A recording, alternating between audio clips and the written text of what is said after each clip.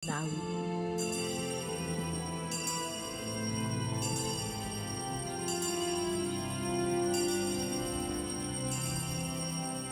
Sa mapahag ng Panginoon,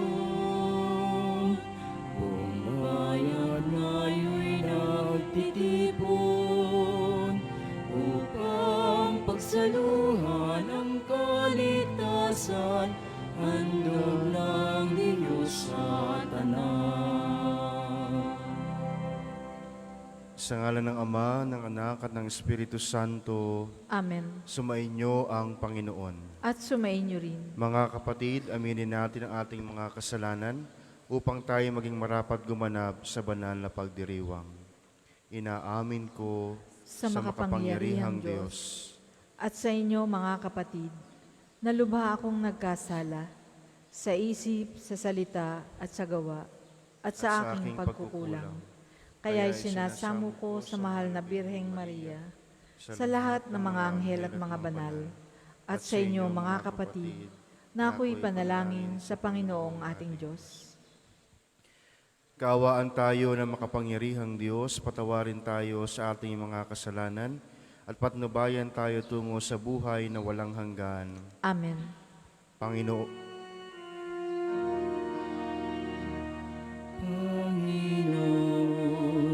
kaawaan mo kami. Panginoon, kaawaan mo kami. Kristo, kaawaan mo kami. Kristo, kaawaan mo kami. Panginoon, kaawaan mo kami.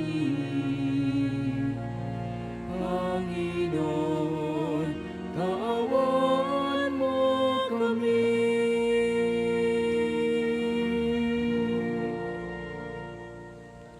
Manalangin tayo. Ama naming makapangyarihan, ipagkaloob mong maitaguyod ang sanlibutan sa matiwasay na pag-iral ayon sa layunin mo para sa aming kapakanan, sa pagsamba sa iyo ng may panatag na kalooban, sa pamamagitan ni Jesucristo, kasama ng Espiritu Santo, magpa sa walang hanggan. Amen.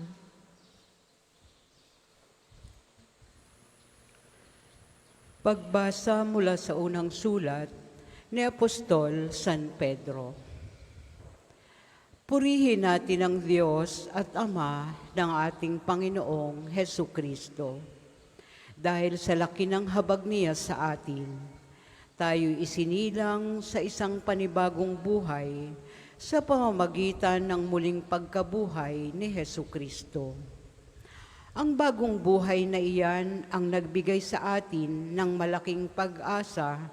Nakakamtan natin ang isang kayamanang walang kapintasan, di masisira at di kukupas.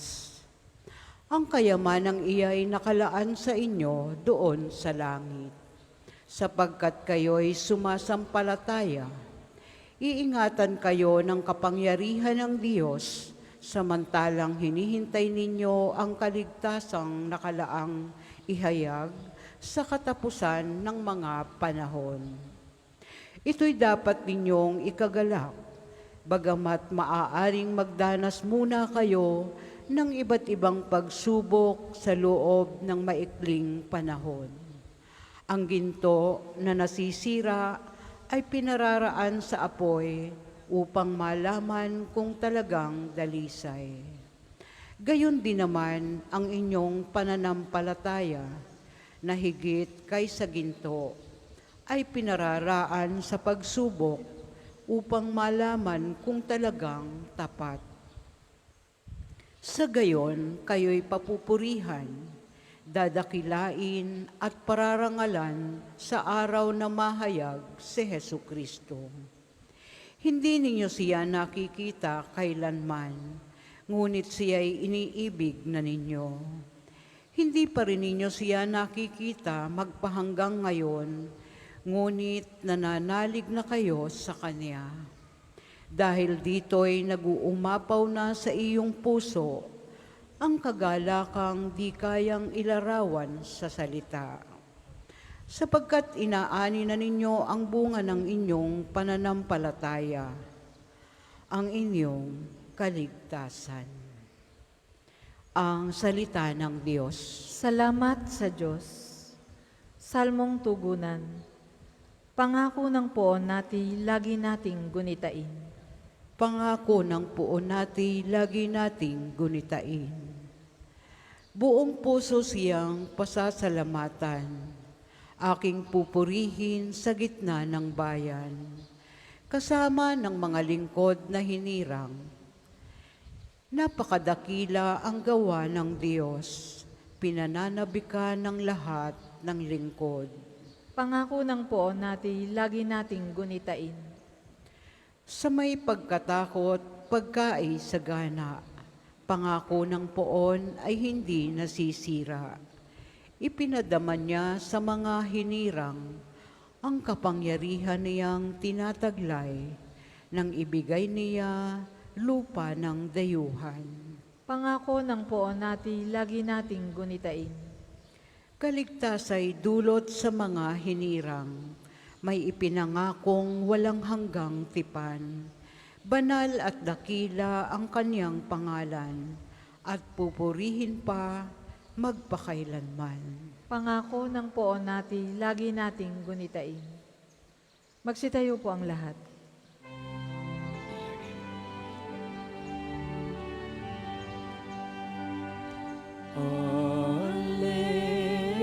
Alleluia, alleluia, alleluia, alleluia. Si Kristo ay naging dukha upang tayo'y managana sa bigay niyang pagpapala.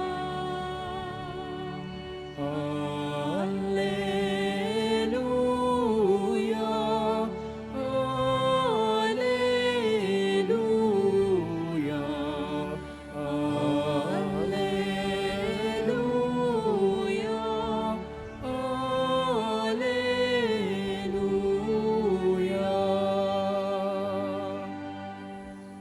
Sumainyo ang Panginoon.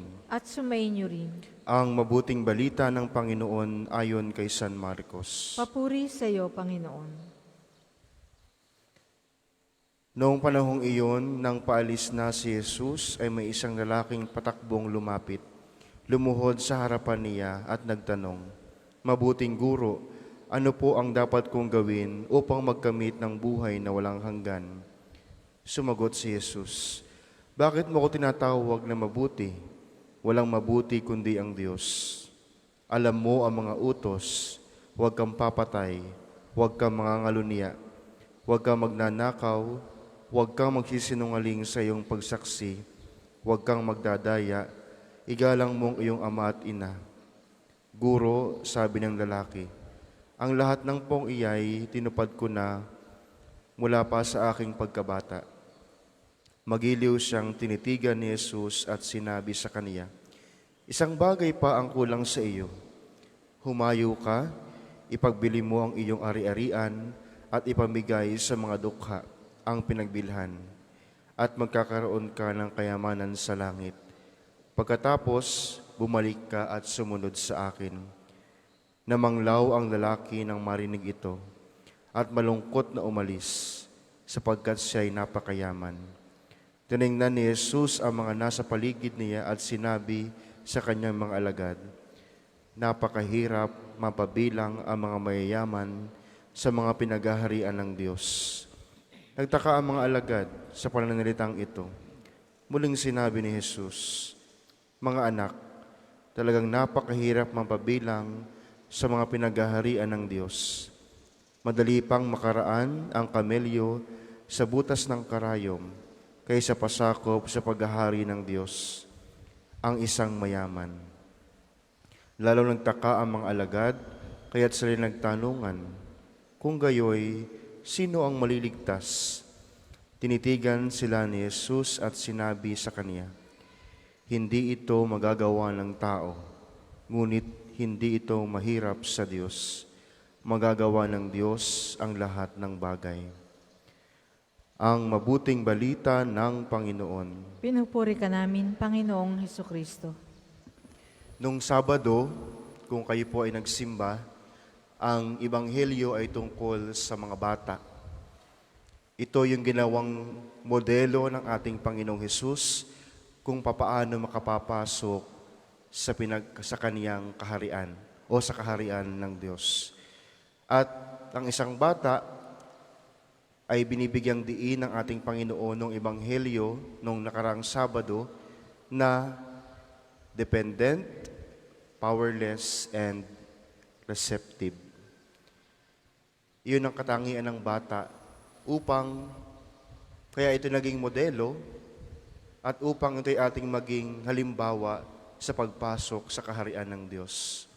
Ngayon, sa ating Ebanghelyo, meron isang mayamang lalaki na nagtanong kay Jesus at sinagot ni Jesus ang binatang ito ng tungkol sa kautusan.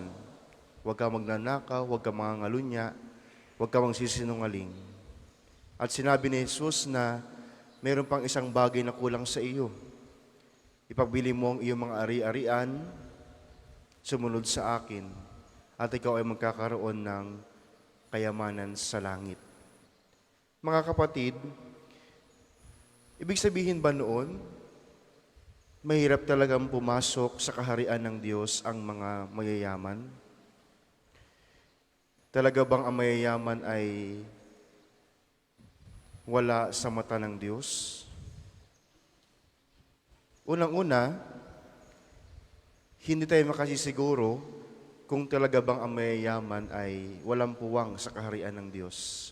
Pero aminin natin that material things are distractions. Nadidistract tayo sa mga bagay na ating pinahalagan. Kung kaya naman, ito ay isang hamon sa ating lahat.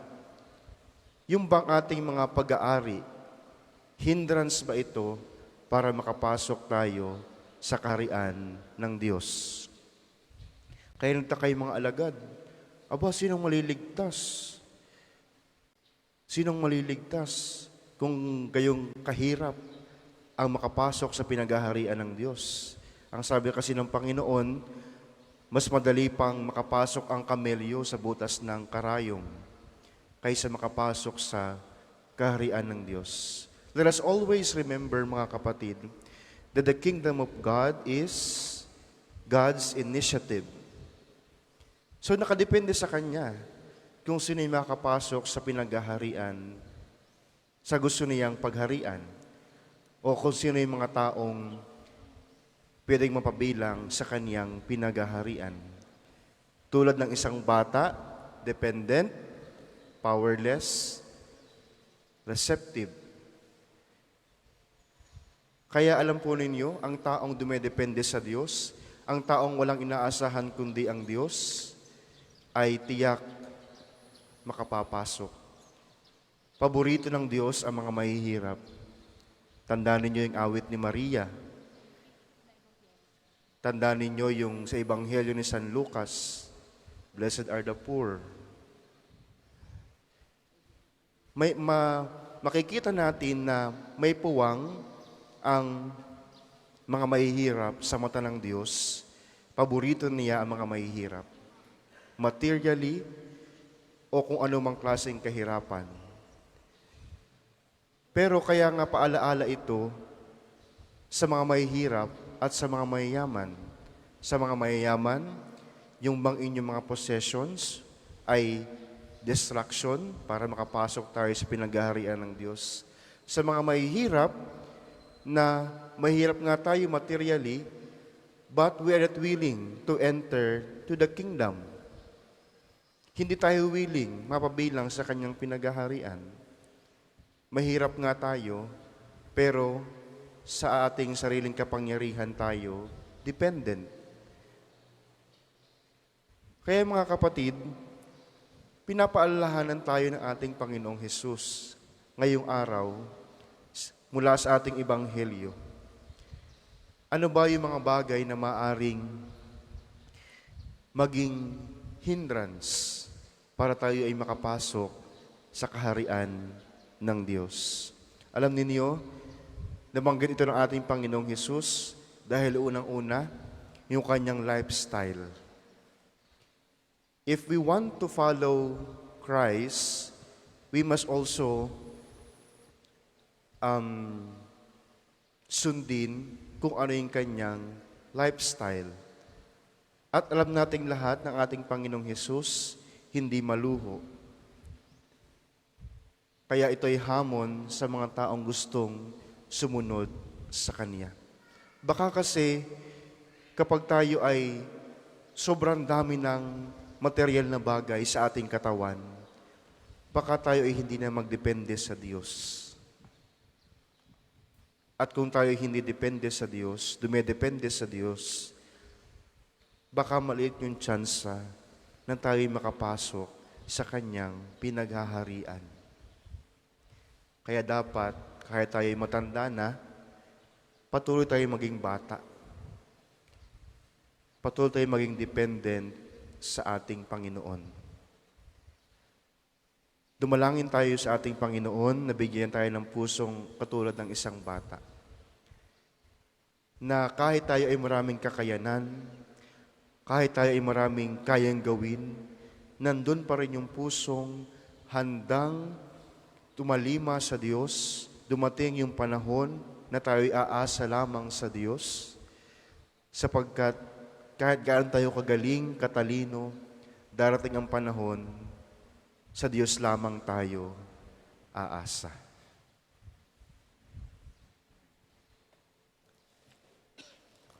Para po sa mga maghahandog ng sobre, pakihulog na lamang po sa buslo.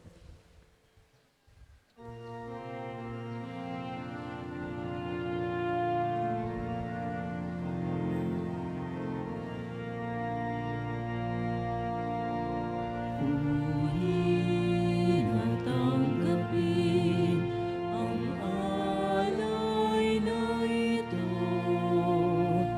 mga biyayang nagmula sa pagpapala mo.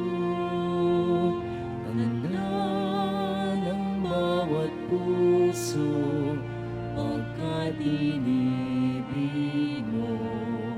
Ngayon'y nananalig, nagmamahal sa'yo. Tanda ng bawat puso, pagkat inibig mo. Ngayon'y nananalig, nagmamahal sa'yo.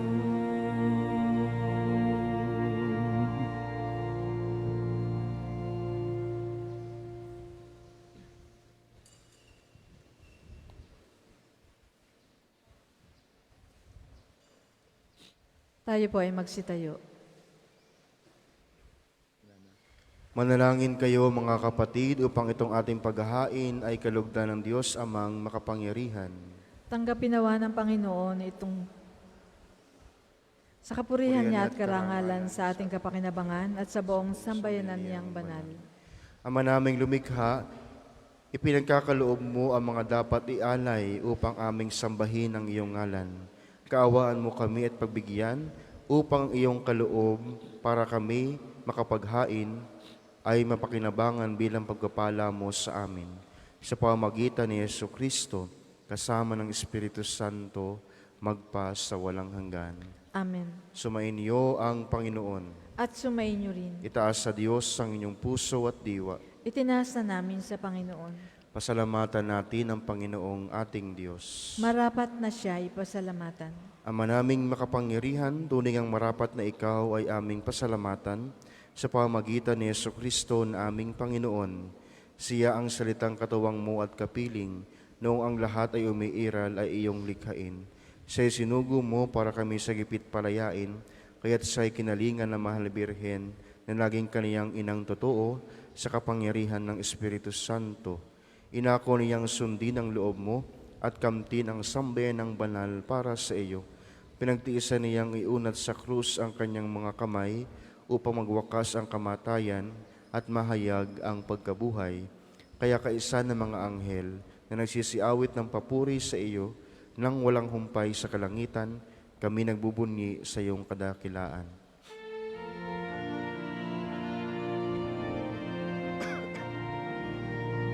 Santo, Santo, Santo, Panginoong Diyos ng mga hukbo, napupuno ang langit at lupa ng kadakilan mo. Hosana, Hosana, sa kaitaasan. Pinagpalang na paririto sa ngalan ng Panginoon. Hosana, Hosana, sa kaitaasan.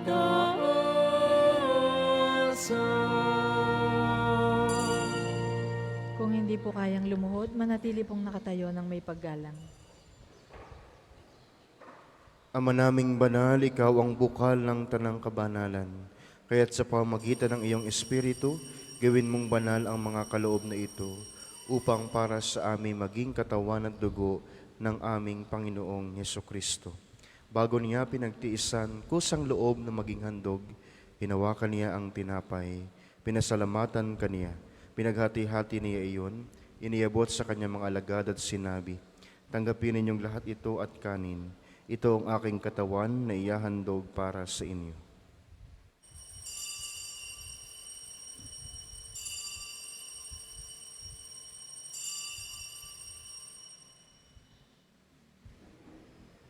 Gayun din naman noong matapos ang hapunan, hinawakan niya ang kalis, muli kaniyang pinasalamatan, iniabot niya ang kalis sa kanyang mga alagad at sinabi, "Tanggapin ninyong lahat ito at inumin. Ito ang kalis ng aking dugo, ng bago at walang hanggang tipan. Ang aking dugo na ibubuhos para sa inyo at para sa lahat. Sa kapagpapatawad ng mga kasalanan, gawin ninyo ito sa pag-alaala sa akin."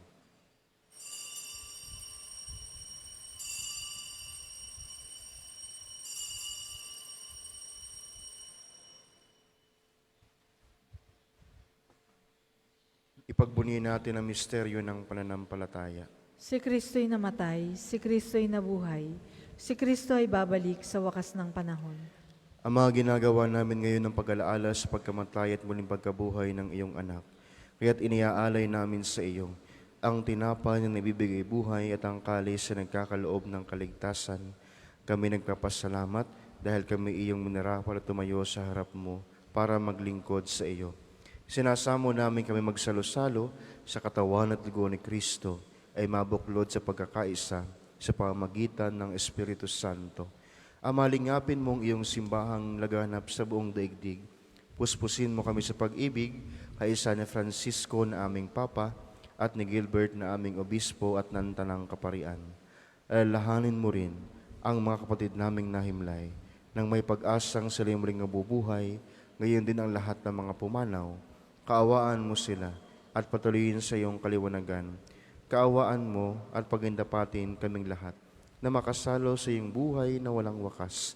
Kaisa ng Mahal na Birheng Maria na Ina ng Diyos, kaisa ni San Jose na kanyang kabiyak ng kanyang puso, kaisa ng mga apostol at lahat ng mga banal na namuhay dito sa daigdig ng kalugod-lugod sa iyo. May pagdiwang nawa namin ang pagpupuri sa ikarangal mo sa pamagitan ng iyong anak na aming Panginoong Hesukristo.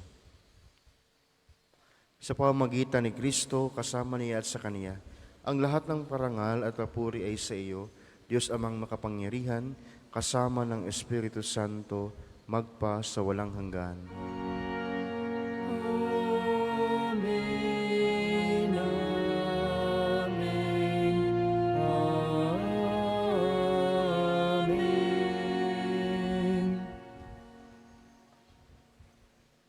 Sa tagubilin na nakagaling na utos at turo ni Jesus na Panginoon natin at Diyos, ipahayag natin ng lakas loob.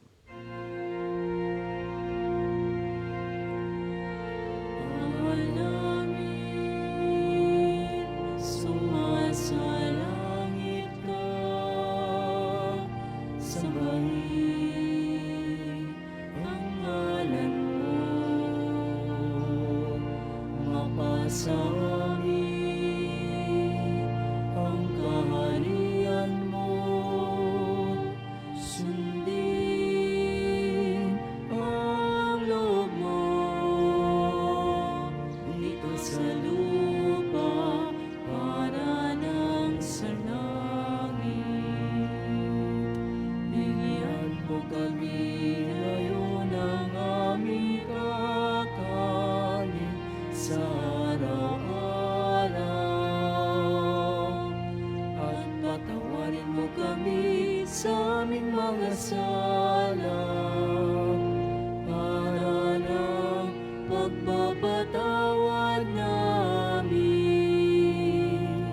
sa nagkakasala sa amin, at huwag mo kami ipahintulot sa tukso, at ihadya mo kami sa lahat ng masama.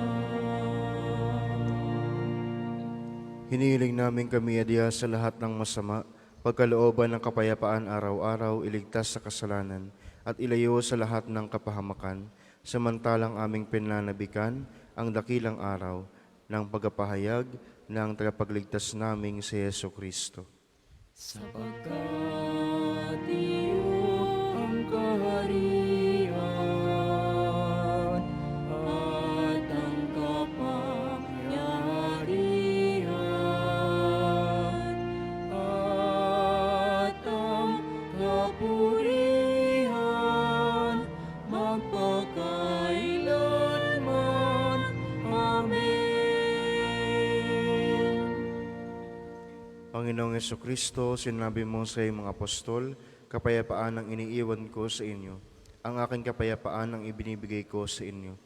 Tungayan mo ang aming pananampalataya at huwag ang aming pagkakasala. Pagkalooban mo kami ng kapayapaan at pagkakaisa ayon sa iyong kalooban, kasama ng Espiritu Santo, magpa sa walang hanggan. Amen. Ang kapayapaan ng Panginoon ay laging sumainyo. At sumain niyo rin. Magbigayan kayo ng kapayapaan sa isa't isa. Peace be with you. Sa pagkasawak na ito. Kordero ng Diyos na nag-aalis ng mga kasalanan ng sanlibutan, maawa ka sa amin. Kordero ng Diyos na nag-aalis ng mga kasalanan ng sanlibutan, maawa ka sa amin. Kordero ng Diyos na nag-aalis ng mga kasalanan ng sanlibutan, ipagkaloob mo sa amin ang kapayapaan. Kung hindi po kayang lumuhod, manatili pong nakatayo ng may paggalang.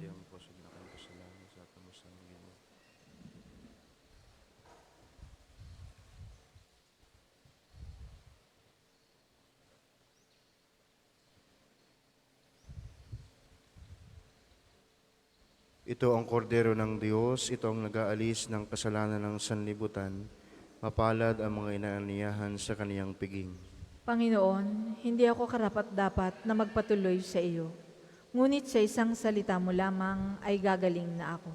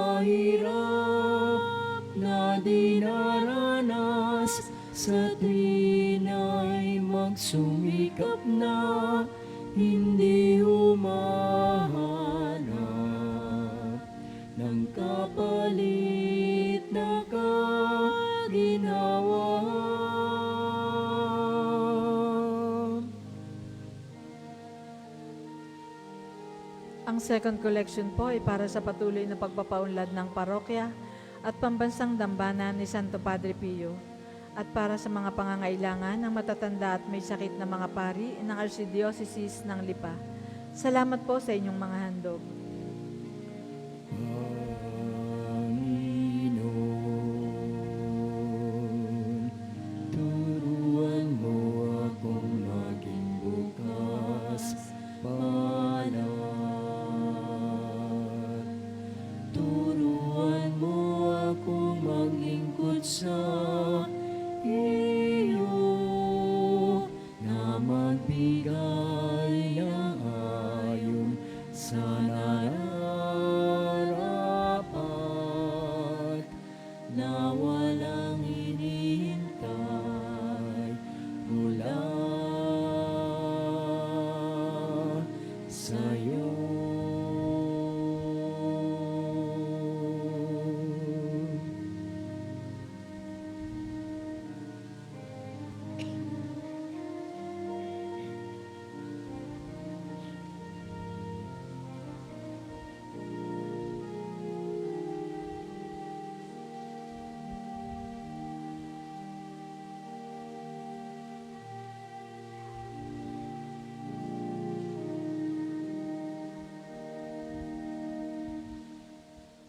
Tayo po ay magsitayo.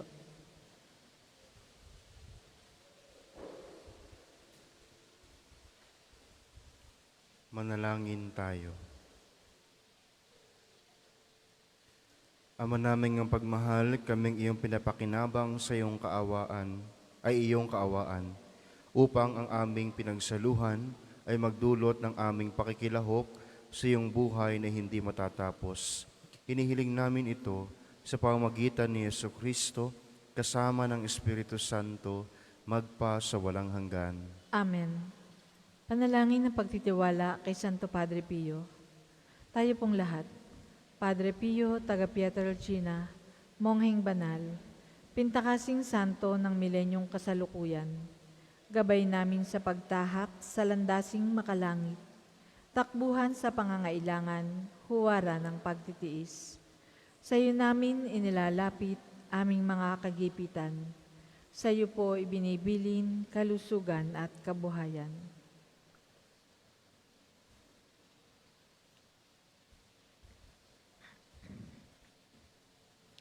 Di man karapat-dapat, kami po ay pagbigyan, bendisyonan at basbasan, maging ganap sa buhay. Lumayo nawa kami umiwas sa kasalanan. Lumapit lagi sa Diyos, maging matatag at matibay. Sa mabuting balita ng pagliligtas, turuan mo kami nawa. Sa tuwin na ay makinig, magnilay at sumampalataya. Amin pong pakiusap itong mga kahilingan. Puso ay nagsisisi, nagtitikang taimtiman. Di na muling magkasala, sunod lagi sa Diyos Amang, kaisa ng Espiritu at ni Jesus, na tagapamagitan. Amen. Magsiupo muna po ang lahat para sa mga patalastas. Una, sa inyong pagdalaw sa pambansang dambana, mangyaring pakaingatan ng inyong mga personal na gamit. Hangad namin ng isang matiwasay at maayos na pagbisita sa National Shrine. Ikalawa, sa pagnanais nating palawakin ang dokumentasyon at datos ng mga pilgrims and devotees na bumibisita sa pambansang dambana, kami po ay nag-aanyaya sa inyong lahat na makilahok sa ginagawang pagkalap ng impormasyon na makakatulong sa pagpapaunlad ng ating turismong pangsimbahan. Makikisuyo po kami na pakiscan ng QR code na inyong makikita sa paligid ng simbahan at pakikumpleto ng mga impormasyong kinakailangan. Makakaasa po kayo sa aming pag-iingat ng private information na inyong ibabahagi bilang pagsunod sa batas ng Data Privacy Act of 2012. Ang inyong pakikisa ay malaking tulong at susi sa tagumpay ng proyektong ito. Inyo ay unang Sabado ng buwan. Mayroon po tayong prosesyon sa karangalan ng Mahal na Birhen sa ganap na 5 ng umaga na sisimula natin sa may harap ng Fountain of Hope. Ang mga sasama ay inaanyayahang magdala ng kandila. Ang susunod pong misa ay sa ganap na 10 ng umaga.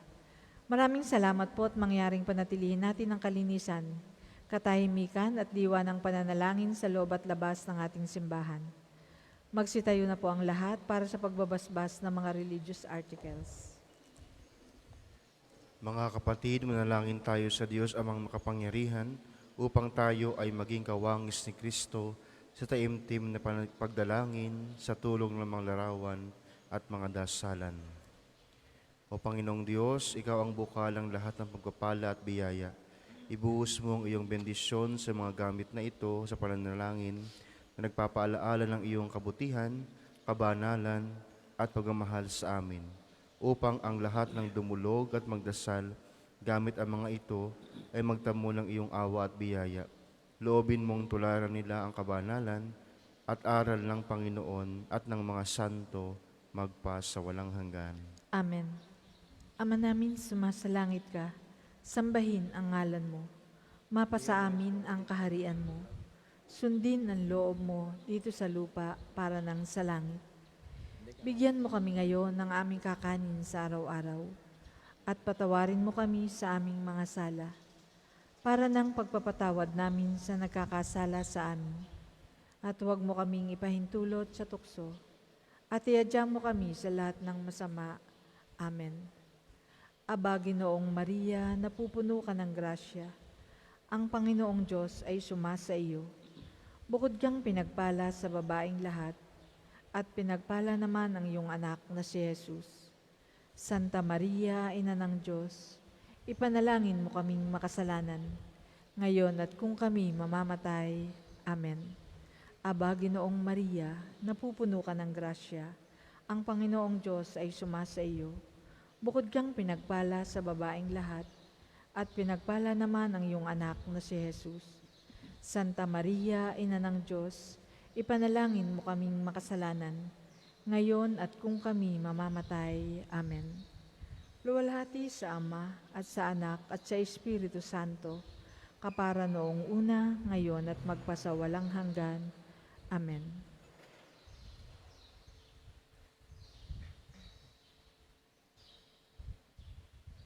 Sumainyo ang Panginoon. At sumainyo rin. Pagpalain kayo ng makapangyarihang Diyos, Ama, Anak at Espiritu Santo. Amen. Tapos na ang banal na misa, taglayin ninyo sa inyong pag-alis ang kapayapaan ni Kristo. Salamat sa Diyos.